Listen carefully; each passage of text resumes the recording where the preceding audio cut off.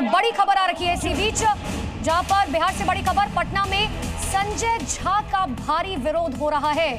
JDU कार्यकर्ताओं ने नारे लगाए, दो नेताओं का नाम लेकर कार्यकर्ता नाराज हैं। संजय झा की गाड़ी का घेराव किया है।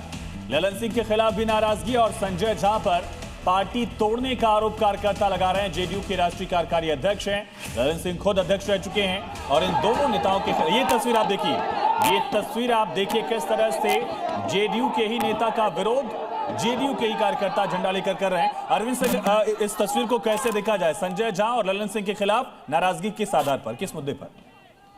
नहीं, नाराजगी की कई वजह हैं और वजहों में एक वजह सामाजिक वजह है, जाति वजह है और ये माना जा रहा था और कहा जा रहा था कि ये घेराबंदी का हिस्सा है। लेकिन असलियत ये है बिहार की पॉलिटिक्स में और नीतीश कुमार की पॉलिटिक्स में कि नीतीश कुमार के जाने का या रहने का या राज्यसभा जाने का जो भी फैसला करना होगा ये नीतीश कुमार ही करेंगे और वही मनवाएंगे लोगों को, बाकी किसी के बस का नहीं है। बिल्कुल आप सही कह रहे हैं। देखिए, नीतीश कुमार जरूर दिल्ली जा रहे, राज्यसभा जा रहे, लेकिन उनके पास उनके कंधों पर ये जिम्मेदारी है सर अब कि अब जेडीयू को एकजुट भी रखना है। लेकिन देखिए, जो ट्वीट नीतीश कुमार की तरफ से किया गया है वो दिखा रहे हैं। इसमें सबसे इंपॉर्टेंट ये लाइन है, देखिए खुद नीतीश जी कह रहे हैं, मैं पढ़कर बताता हूं आपको। ये लाइन सबसे अहम इस वजह से है, राज्यसभा का सदस्य बनना चाह रहा हूं।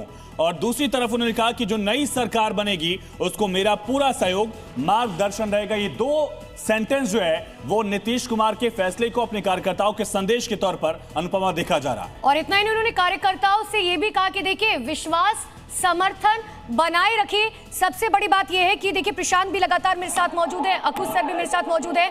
अकुश सर, देखिए अब लोगों के अंदर भारी नाराजगी है, चलिए तो हमने मान ली कार्यकर्ताओं के अंदर भारी नाराजगी है, लेकिन अगर अब उन नामों का जिक्र करें, बीजेपी से जो नाम निकलकर खासतौर पर सामने आ रहे हैं, सम्राट चौधरी या तमाम लोगों के नाम, लेकिन बीजेपी हमेशा सरप्राइजेस देने में आगे रखी है।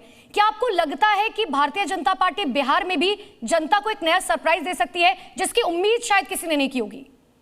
देखिए, मैं बताऊं, यहाँ कोई सरप्राइज नहीं होने जा रहा है और नीतीश कुमार ने सम्राट चौधरी को जिस तरीके से पैट्रोनाइज किया, जिस तरीके से आगे बढ़ाया और उनकी बड़ी भूमिका रही है। पिछले 3 महीने का ही रिकॉर्ड अगर आप देख लें तो सम्राट चौधरी हर उस फंक्शन में होते हैं जहां नीतीश कुमार जाते हैं और उनके साथ में रहते हैं वो।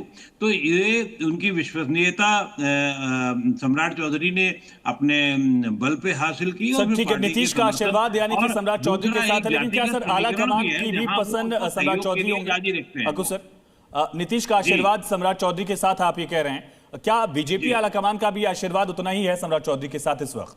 ऑब्वियस है, बीजेपी सम्राट चौधरी अकेले इस पूरे प्रोसेस में पिछले भारतीय जनता पार्टी के मूल रूप से या संघ से निकले हुए नेताओं में कोई कद्दावर इतना बड़ा नेता सामने आया नहीं, चाहे वो मंगल पांडे रहे हो, चाहे वो एग्रेशन और गठजोड़ के साथ में विजय सिन्हा रहे हो, बाकी और लोग भी हैं, उनको है अपनी उनकी जरूरत है, जगह है, जातिगत समीकरण के हिसाब से हैं, लेकिन काम और जो तेजी दिखा करके सम्राट चौधरी को भारतीय जनता पार्टी का आला कमान का आशीर्वाद इसीलिए कि वो काम में विश्वास, काम को करने देने में विश्वास करते हैं, चाहे वो कैसे भी हो, साम दाम दंड भेद वो जानते हैं, वो तरीका जानते हैं, वो बहुत विशुद्ध राजनीतिक हैं और बिहार के एक तरीके से अमित शाह के सबसे करीबी लोगों में है। ठीक है, तो अरविंद सर, आप इसमें जोड़ना चाहेंगे कि सबसे भरोसेमंद चेहरा सम्राट चौधरी नीतीश कुमार के लिए भी और बीजेपी आलाकमान के लिए भी? बिल्कुल, नामों में तो उनका नाम सबसे आगे है निश्चित रूप से, लेकिन वही रहेंगे ये का नाम है। लेकिन कुछ बातें पक्के तौर पे कही जा सकती हैं कि 35 साल पिछड़ा राज के बाद किसी अगड़े का नाम आ जाएगा ये कोई सोच नहीं सकता। तो मंगल पांडे और ये विजय सिन्हा वगैरह का जो नाम आ रहा है ये सब नहीं आने वाले हैं। नित्यानंद राय या और कोई पिछड़ा लीडर, संजीव चौरसिया का नाम भी कहीं से आ सकता है, क्योंकि बिल्कुल सर आप ठीक कह रहे हैं, लेकिन सबसे बड़ी जिम्मेदारी अब नीतीश कुमार के कंधे पर यह भी होगी कि अब जेडीयू को एकजुट रखने की, क्योंकि जिस तरीके से कार्यकर्ताओं के अंदर बेहद नाराजगी है, कल ना जाने क्या कुछ हो जाए। प्रशांत, आपका बहुत बहुत शुक्रिया, साथ ही हमारे मेहमानों का भी हमारे साथ जुड़ने के लिए बहुत बहुत शुक्रिया।